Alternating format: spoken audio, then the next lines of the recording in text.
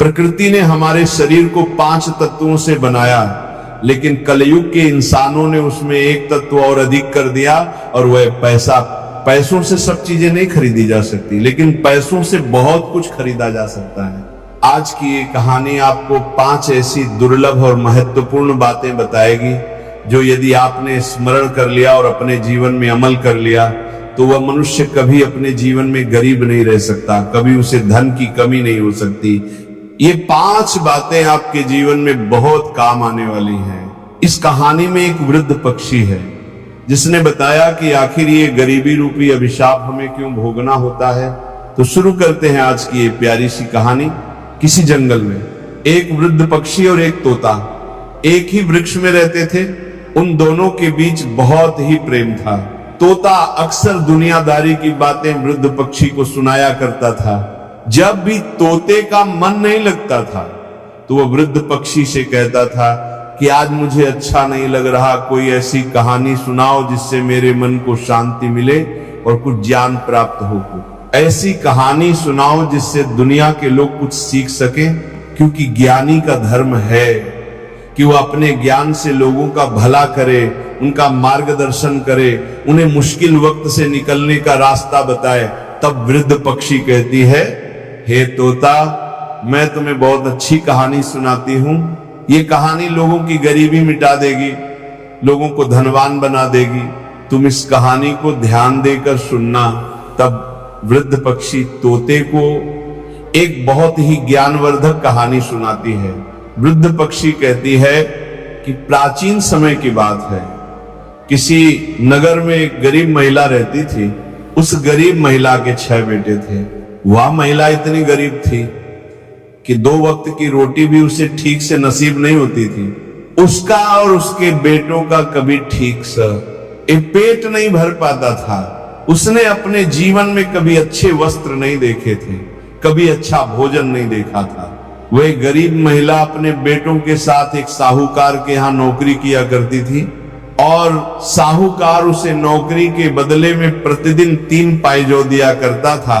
वह 3 पाइजो के दाने अपने घर लेकर आती थी, तब कहीं जाकर अपने लिए भोजन बना पाती थी। लेकिन उन 3 पाइजो से जो भोजन बनता था, उससे उस गरीब महिला और उसके बेटों का कभी पेट नहीं भर पाता था, क्योंकि उसका परिवार बहुत विशाल था। परिवार के अधिकतर लोग भूखे रह जाते थे। वह महिला पढ़ी लिखी तो थी नहीं, और ना ही वह कभी अपने बेटों को पढ़ा पाई थी, इसलिए कहीं ढंग का काम भी नहीं मिलता था। पेट पालने के लिए वो और उसके बेटे साहूकार के यहाँ काम करने चले जाते थे। साहूकार की मजदूरी ही उसकी जीविका का एकमात्र साधन थी। साहूकार भी बहुत चालाक आदमी था। वह जानता था कि इन अनपढ़ लोगों को कोई काम नहीं देगा, और ना ही इनके घर की स्थिति इतनी अच्छी है कि बैठकर खा सके। इसलिए वह काम के बदले में केवल 3 पाइजो देकर ही उन्हें बहलाया करता था। संसार में आपकी कमजोरी का फायदा उठाने वाले बहुत बैठे हैं। जैसे बिल में रहने वाले मेंढक और छोटे छोटे जीवों को सांप खा जाता है, उसी तरह विरोध न करने वाले और कमजोर लोगों को धूर्त और चालाक लोग खा जाते हैं। साहूकार उस महिला को धमका कर रखता था, इसलिए वो भय की वजह से साहूकार के यहाँ काम करती थी और उस काम को छोड़ नहीं पाती थी। दिन भर काम करने के बाद भी उनका कभी ठीक से पेट नहीं भर पाता था। एक समय की बात है, वह गरीब महिला शाम के समय अपने चूल्हे में लकड़ी जला रही थी। वह भोजन बनाने की तैयारी कर रही थी। तभी वो क्या देखती है कि पड़ोस में रहने वाली एक वृद्ध माता उसके पास आती है और कहती है, अरे बेटी, तुम रोज इसी तरह सा हुकार के यहाँ काम करके घर आती हो और शाम को भोजन बनाकर खाती हो और सुबह फिर जल्दी साहूकार के यहाँ काम पर चली जाती हो। तुम एक काम क्यों नहीं करती? तुम्हारे 6 बेटे हैं, तुम इनमें से किसी एक बेटे का विवाह क्यों नहीं कर देती? जब तुम्हारे घर में बहू आ जाएगी तो तुम्हारे लिए काफी सुविधाएं हो जाएंगी, वह घर संभाल लेगी। उस वृद्ध माता को यह मालूम नहीं था कि उस महिला के ज्येष्ठ बेटे का विवाह पहले ही हो चुका था। उस गरीब महिला ने कहा, हे माता, मेरे ज्येष्ठ बेटे का विवाह तो हो चुका है, लेकिन उसकी बहू इस समय अपने मायके में रहती है। तब वृद्ध माता कहती हैं, तो तुमने भोजन बनाने के लिए अपनी बहू को बुलाया क्यों नहीं? महिला ने उत्तर दिया, वृद्ध माता, आप तो सब कुछ देख ही रही हैं कि हमारे घर की हालत क्या है।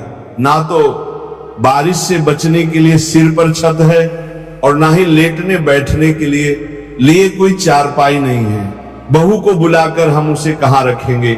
और हमारे घर पर कोई अच्छे सही सलामत वस्त्र भी नहीं है जिन्हें बिछाकर वो बेचारी रात बिता सके। यहां अपने लिए भी पेट भरने को भोजन नहीं है। बहू आ जाएगी तो उसका खर्च कैसे करेंगे? इसलिए हम बहू को नहीं लाते हैं। तब वो वृद्ध माता पूछती है, अरे बेटी, तुम्हारे पुत्र की शादी हुई कितना समय हो चुका है?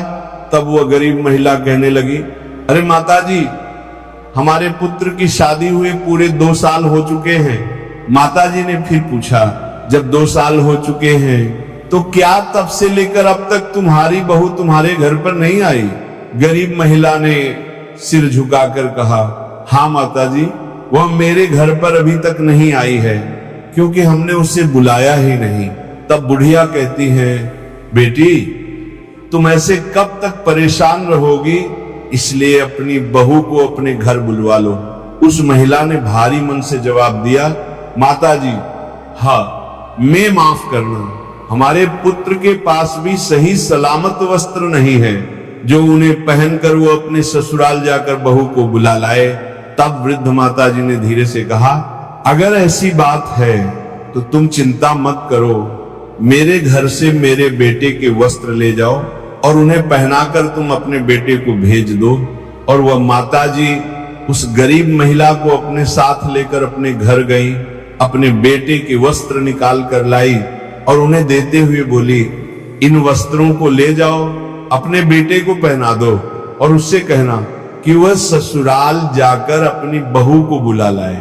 वह गरीब महिला उन वस्त्रों को लेकर जब अपने घर आई तो उसने अपने ज्येष्ठ बेटे को बुलाया और कांपती आवाज में कहा, बेटा, इन वस्त्रों को पहनकर तुम अपनी ससुराल जाओ और अपनी पत्नी को लेकर आओ।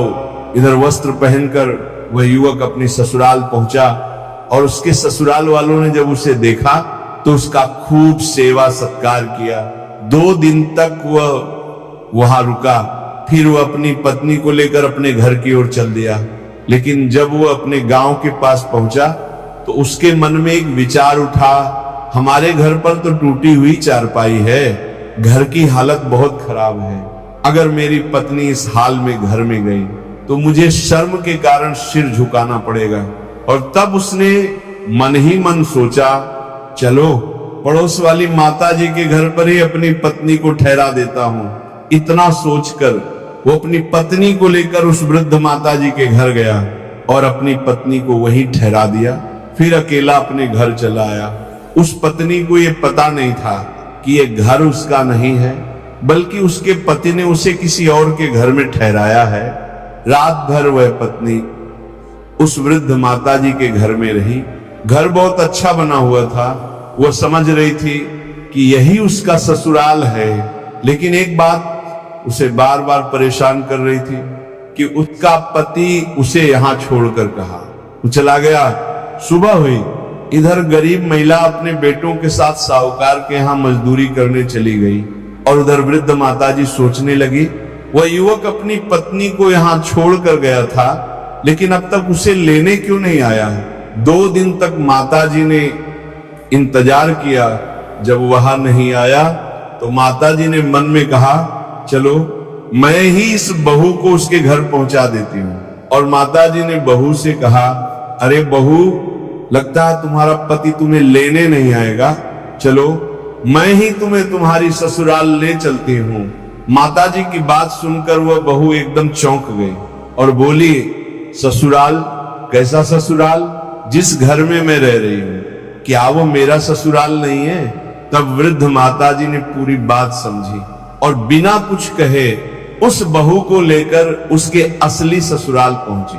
जब बहू ने घर में कदम रखा तो घर का नजारा देखकर वो सन्न रह गई।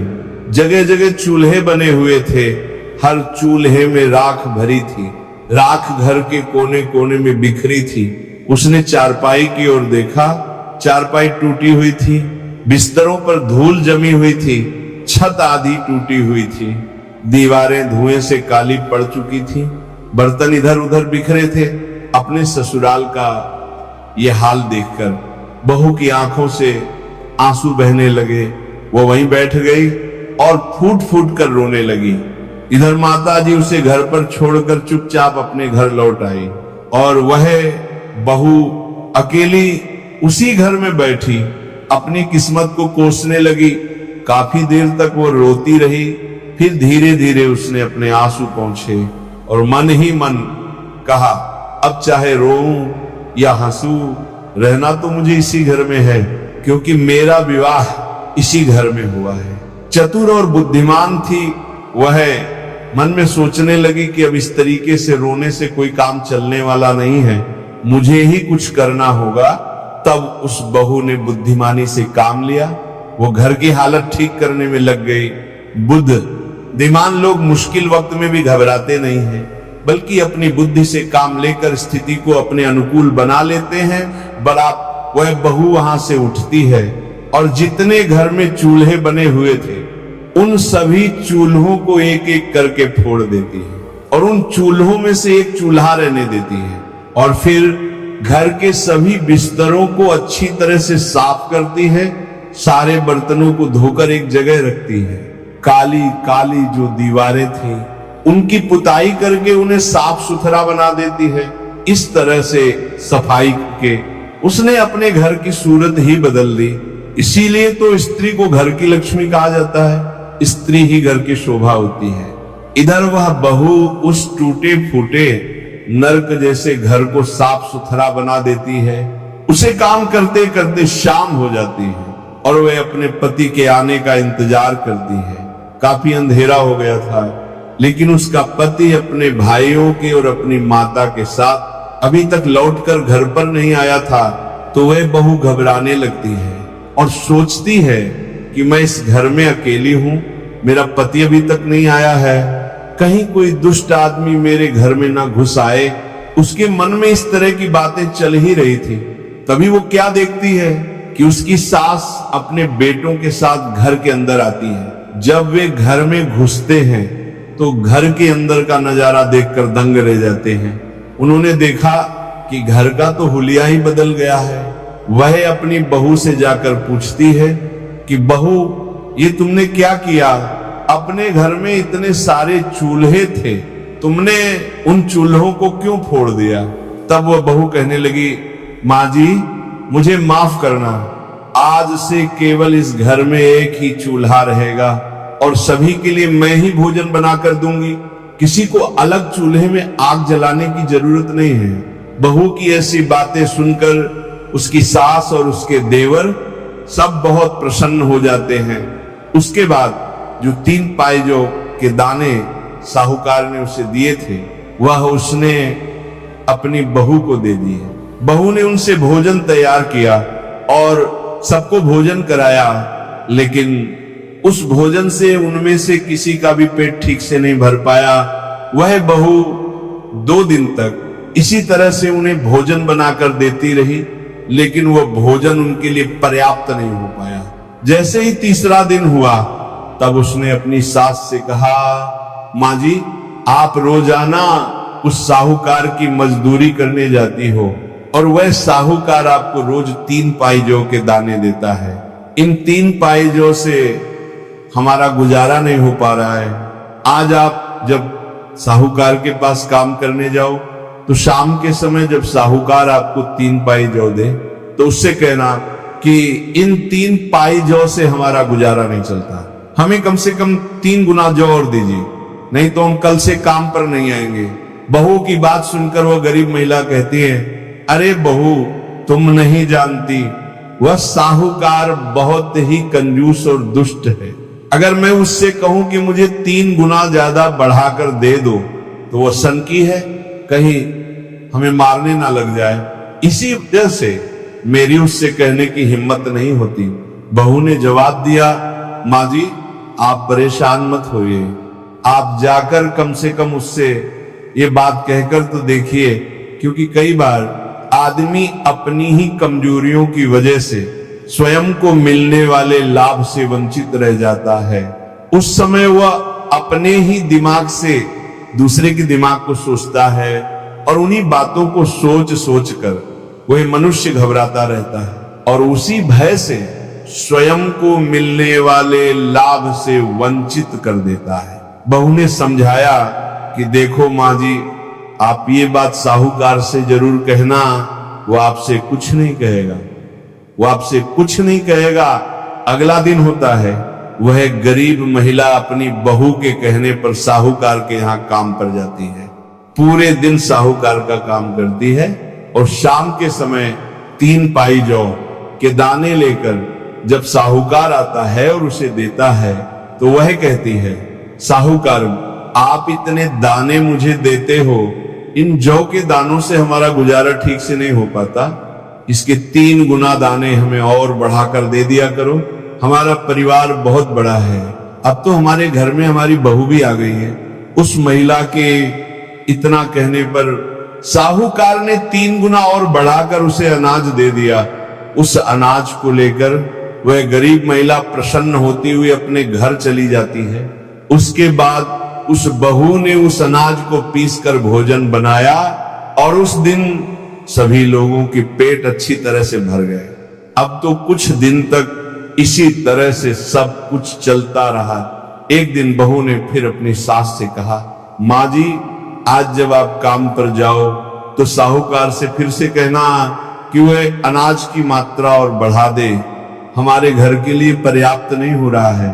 तब उसकी सास बोली, अरे बहू क्या पागल हो गई हो, पिछली बार तो उसने बढ़ा दिया था, यदि अब मैंने उससे कहा तो वो मुझे बहुत गुस्सा करेगा। एक बार तो मैंने हिम्मत जुटा करके उससे कह दिया, अब दोबारा मुझ में इतनी हिम्मत नहीं है जो मैं उससे कह पाऊं। तब उस बहू ने कहा, माँ जी आप घबराइए मत, आपका साहूकार आपको कोई हानि नहीं पहुंचाएगा, आप उस साहूकार के पास बिना घबराए जाइए और उससे ये बात कहना कि कुछ दानों की मात्रा और बढ़ा दे, वो जरूर आपकी बात मान लेगा। अब तो वो गरीब महिला अपने बेटों को लेकर साहूकार के यहाँ काम पर जाती है और पूरे दिन काम करती है। जब शाम को साहूकार उसे जौ के दाने देता है तो गरीब महिला ने उसे हाथ जोड़कर कहा, साहूकार जी आप जौ के दानों की मात्रा और बढ़ा दीजिए, इतने से हमारा गुजारा नहीं हो पाता है। गरीब महिला की मांग सुनकर उस साहूकार ने 3 गुना जौ और बढ़ाकर दे दिए। अब तो वह सभी लोग बहुत खुश होते हुए अपने घर कुछ ले आते हैं। अब इस प्रकार से वह बहू अनाज में से 3 पाई जौ रोजाना बचाकर रखने लगी। धीरे धीरे कई दिन बीत गए। उसने अनाज बचा बचा कर काफी अनाज इकट्ठा कर लिया और एक दिन अपनी सास से बोली, माँ जी इस तरीके से आप यदि मजदूरी करते रहे तो हम अपनी जिंदगी में कुछ नहीं कर पाएंगे। मनुष्य को उन्नति के लिए अपनी सोच को बदलना चाहिए।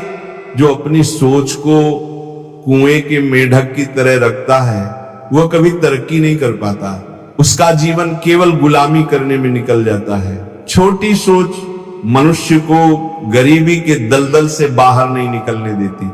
जब आदमी बड़ा सोचता है तभी वो कामयाबी पाता है। समय के साथ मनुष्य को बदलते रहना चाहिए और सोचते रहना चाहिए आगे। गरीब महिला की बहू ने फिर कहा, माँ जी आप कोई स्वयं का धंधा खोल लीजिए, जब हम कोई अपना काम करेंगे तो हमें उसमें अधिक मुनाफा होगा। अपनी बहू की बात सुनकर वह बोली, अरे बहू कैसी बातें करती हूँ, भला हमारे पास है ही क्या जो हम अपना काम कर सकें। तब बहू कहती है, माँ जी मैं रोजाना जौ बचा कर रख लेती थी, अब हमारे पास काफी अनाज इकट्ठा हो चुका है, आप उस अनाज को बाजार में बेच आओ और बाजार में कोई दुकान देख लो और अपनी छोटी सी दुकान खोल लो। जब हमारा खुद का काम हो जाएगा तो हमें अच्छा मुनाफा होगा।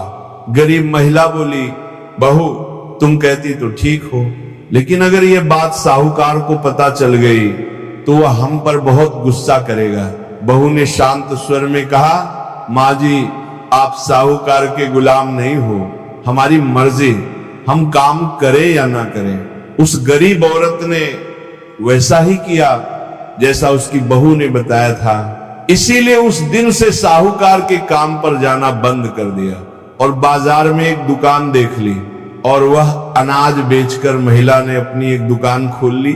धीरे धीरे उसकी दुकान अच्छी तरह से चलने लगी। अब उसकी गुजर बहुत अच्छे से होने लगी।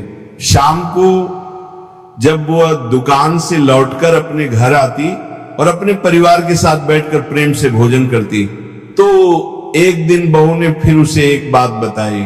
बहू बोली, माँ जी जब भी आप घर पर आया करो तो कुछ ना कुछ लेकर आया करो, अगर कुछ ना मिले तो आपको रास्ते में जो कुछ मिल जाए उसे ही उठा लाया करो। ऐसा करने से घर में धन की वृद्धि होती है। आज से घर पर जब भी आओगे तो खाली हाथ नहीं आओगे। सास ने जवाब दिया, ठीक है बहू, हम आज से ऐसा ही करेंगे।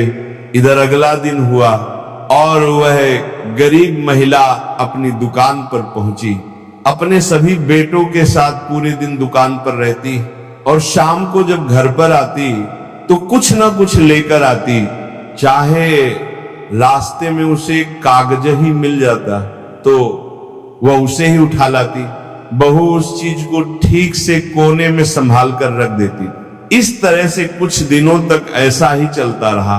एक दिन क्या होता है कि उसकी सास जब दुकान से लौटकर घर की ओर आ रही थी तो उसे घर पर ले जाने के लिए कुछ भी नहीं मिला। तो वह सोचने लगी कि यदि मैं खाली हाथ घर पर गई तो बहू मुझसे पूछेगी तो मैं क्या कहूंगी, तब वो मुझ पर बहुत नाराज होगी। तभी उसने देखा कि रास्ते में एक मरा हुआ सर्प पड़ा था। वह गरीब महिला सर्प के पास गई और सोचने लगी, ये तो मरा हुआ सर्प है, क्यों ना आज मैं इसी को घर पर ले जाऊं। उसके बाद वह एक लाठी से उस सर्प को उठाती है और अपने घर पर ले आती है।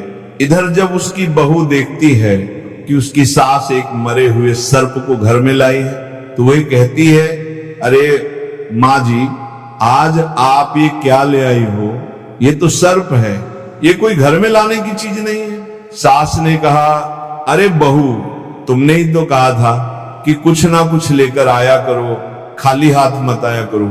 आज मुझे कोई वस्तु नहीं मिली, केवल ये मरा हुआ सर्प ही मिला था तो मैं इसे उठा लाई, इसमें मेरी क्या गलती है। बहू बोली, कोई बात नहीं, इसे छत के ऊपर फेंक दीजिए।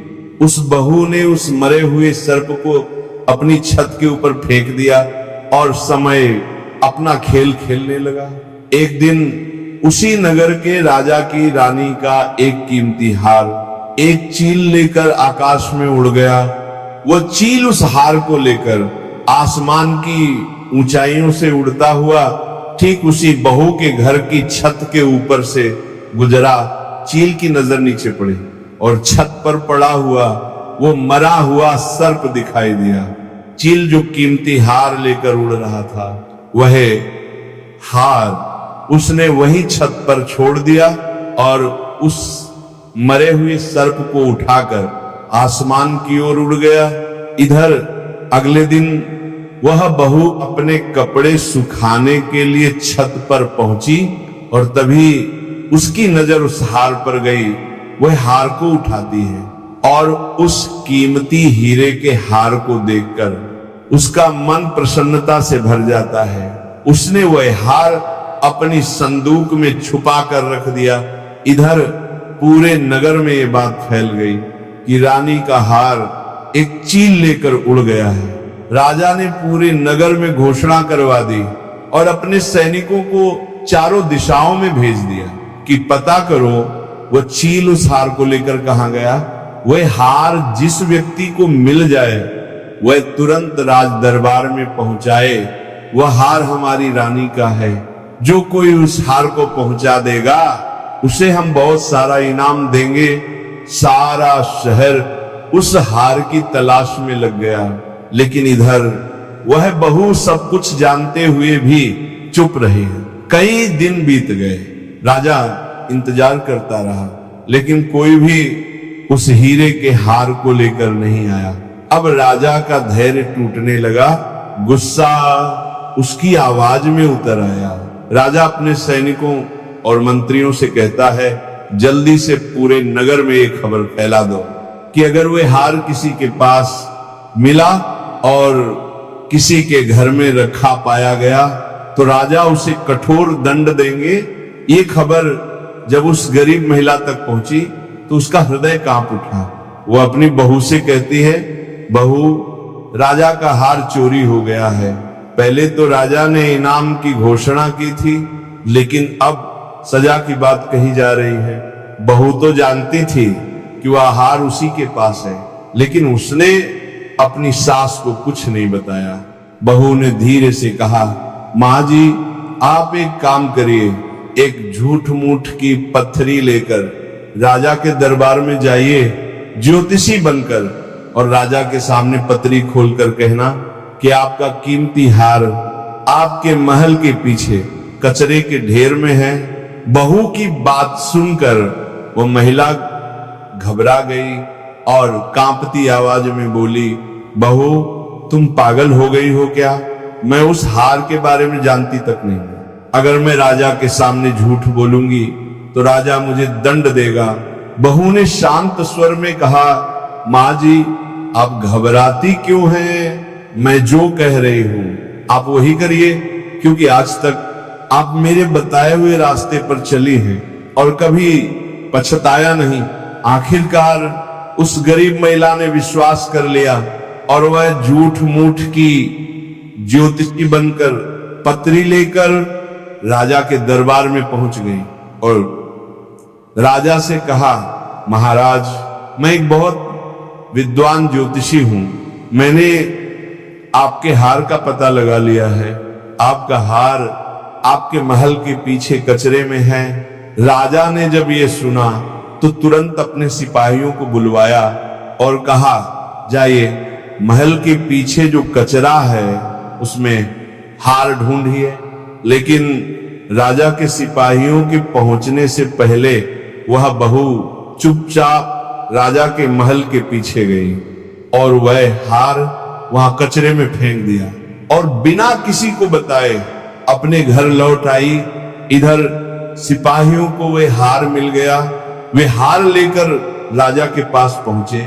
राजा का चेहरा प्रसन्नता से भर उठा।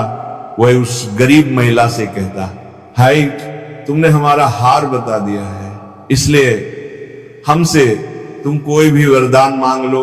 महिला हाथ जोड़कर बोली, महाराज, हमें क्षमा कीजिए। हम अपने घर जाकर अपनी बहू और बच्चों से सलाह लेकर फिर आपसे कुछ मांगेंगे। राजा ने कहा, ठीक है, जाओ। वह महिला घर लौटती है और बहू से कहती है, राजा मुझसे इनाम मांगने को कह रहा है, मैं क्या मांगू? बहू ने गहरी सांस लेकर कहा, माँ जी, पहले राजा से वचन लीजिए और जब राजा वचन दे दे तब उससे कहना कि महाराज, इस बार जब दिवाली आए तो नगर में किसी के घर में एक भी दिया न जले। नगर का कोई भी व्यक्ति अपने घर में दिया न जलाए। बहू की बात सुनकर वह गरीब महिला सिहर उठी और कांपते स्वर में बोली, बहू, ये तुम क्या कह रही हो? ये बात सुनकर तो राजा मुझे फांसी पर लटका देगा। तब बहू ने कहा, माँ जी, आप घबराइए नहीं, मैं आपसे जो कह रही हूं आप उसे करिए। अब बहू के बार बार आग्रह करने पर वह गरीब महिला राजा के पास जाती है और राजा से कहती है कि राजा साहब, पहले आप वचन दीजिए, तभी हम आपसे मांगेंगे। यदि आप वचन नहीं दोगे तो हम नहीं मांगेंगे। राजा ने वचन दिया और कहा कि आप जो मांगोगे हम वही आपको देंगे। तब उस महिला ने राजा से वही बात कह दी जो उसकी बहू ने बताई थी। इस बार दिवाली आ रही है और हमारी आपसे मांग है कि इस बार दिवाली पर नगर का कोई भी व्यक्ति अपने घर दीपक ना जलाए। पूरे शहर में अंधेरा रहना चाहिए दीपक केवल हमारे ही घर में जलेगा। गरीब महिला की बात सुनकर राजा गुस्से से भर गया और कहने लगा, क्या तेरा दिमाग खराब हो गया है? मैं कैसे पूरे शहर में अंधेरा करवा दूं? गरीब महिला ने कहा, महाराज गुस्सा क्यों करते हो? यदि आपको नहीं देना है तो मना कर दीजिए। काफी सोच विचार करने के बाद राजा ने कहा, ठीक है, हमने वचन दिया है तो हम अपने वचन को पूरा कर रहेंगे। राजा ने पूरे शहर में मुनादी करवा दी कि इस बार दिवाली पर कोई दिया नहीं जलाए, केवल इस महिला के घर में ही दीपक जलेगा। अब वही होता है। और जब धनतेरस आती है तो किसी के घर में एक भी दिया नहीं जलता है, केवल उसी महिला के घर में उसकी बहू दीपक जलाती है। इधर जब शाम के समय माता लक्ष्मी जद्दी सिद्धि को अपने साथ लेकर उसी नगर में आती हैं, तो माता लक्ष्मी ने देखा कि आज पूरे नगर में, पूरे शहर में अंधेरा ही अंधेरा है। माता लक्ष्मी ने जद्दी सिद्धि से कहा, भला ये क्या बात है? तब जद्दी सिद्धि ने माता लक्ष्मी को सारा हाल बताया है। माता लक्ष्मी वहीं रुकती हैं जिस घर में प्रकाश होता है, जिस घर में प्रेम होता है, जहां लड़ाई झगड़ा नहीं होता, जहां शांति होती है, जहां उजाला होता है। अब लक्ष्मी लद्दी सिद्धि को अपने साथ लेकर पूरे शहर में प्रकाश ढूंढने लगती हैं। प्रकाश को ढूंढते ढूंढते जब माता लक्ष्मी आगे बढ़ती हैं तो वे क्या देखती हैं कि उसी गरीब महिला के घर में घी का दीपक जल रहा था और उसके घर वाले सब सो रहे थे। इधर माता लक्ष्मी उस गरीब के घर में जाकर बैठ जाती हैं और उसके घर पर अपनी कृपा बरसा देती हैं। उसकी छोटी सी झोपड़ी को महल में बदल देती हैं और उसके घर को धन दौलत से भर देती हैं। सुबह जब उस बहू की आंख खुलती है तो उसने देखा कि उसका घर तो एक भव्य महल के रूप में बदल चुका है। उसने अपने पति और देवर को जगाया तो सब लोग ये देखकर बहुत प्रसन्न होते हैं। उनकी आंखों में खुशी के आंसू छलक आते हैं। इधर जब दिवाली समाप्त हो जाती है तो बहू ने अपनी सास से कहा, माँ जी आप राजा के पास चली जाइए। पूरे नगर में दिवाली ना जलने के कारण राजा बहुत गुस्से में होगा। राजा से कहना कि हमारे नगर पर बहुत दिग्गज विपत्ति आने वाली थी, सो अंधेरा होने के कारण वह विपत्ति टल गई। गरीब महिला ने वही किया, वह राजा के दरबार में गई। उस समय राजा बहुत ही क्रोध में बैठा था। गरीब महिला ज्योतिषी के भेष में हाथ जोड़कर कहने लगी, महाराज हमें माफ करना, इन 3 दिनों में जो अंधेरा इस नगर में रखवाया गया था, किसी के घर में दीपक नहीं जला था। इसका कारण यह था कि आपके नगर पर बहुत दिग्गज मुसीबत आने वाली थी। वह मुसीबत अंधेरा होने के कारण नहीं आई, यानी वह विपत्ति टल चुकी है। अब आप लोग हम पर नाराज मत होइए। इस बात को सुनकर राजा बहुत प्रसन्न होता है। बाद में वह राजा उस गरीब महिला को और भी बहुत सारा मुंह मांगा इनाम देता है। वृद्ध पक्षी आगे तोते से कहती है कि तोता, एक बुद्धिमान बहू की चतुराई से उनकी गरीबी अमीरी में बदल गई। नर्क जैसा दिखने वाला वह घर स्वर्ग बन गया। कहते हैं कि बुद्धिमानी और विवेक से किया गया काम हमेशा सफल होता है और वह आपको सुख की ओर ले जाता है। तब वृद्ध पक्षी बोली, हे तोता, जो मनुष्य मेरी इन 5 बातों को ध्यान नहीं रखता है वो हमेशा गरीबी से बंधा रहता है। नंबर 1, जो मनुष्य हिम्मत और साहस से खाली है, करने योग्य कार्य को भी समय पर नहीं करता, वह आदमी गरीब बना रहता है। नंबर 2, जो बुद्धि से सोचकर काम नहीं करता, जल्दबाजी में कर बैठता है, किसी काम को करने से पहले घबरा जाता है, वह हमेशा गरीब बना रहता है। नंबर 3, जो मनुष्य प्रयास नहीं करता, समय के साथ बदलता नहीं है और ऊंचा नहीं सोचता, वह गरीब बना रहता है। नंबर 4, जो मनुष्य दूसरों पर निर्भर रहता है, आत्मनिर्भर नहीं बनता, थोड़े से ही संतोष कर लेता है, वह हमेशा गरीब बना रहता है।